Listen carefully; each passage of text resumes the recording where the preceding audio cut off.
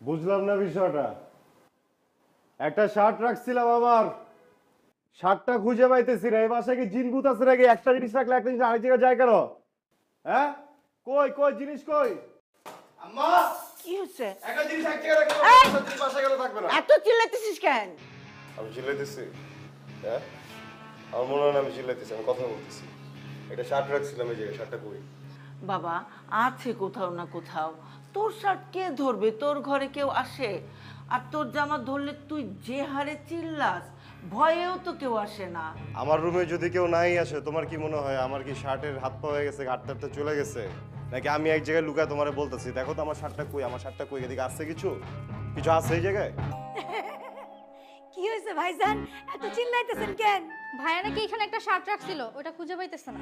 ওটা তো আমি ধুইয়া দিছি। আমার বাবুর্চি ঘরের লোকজন আমার রুমে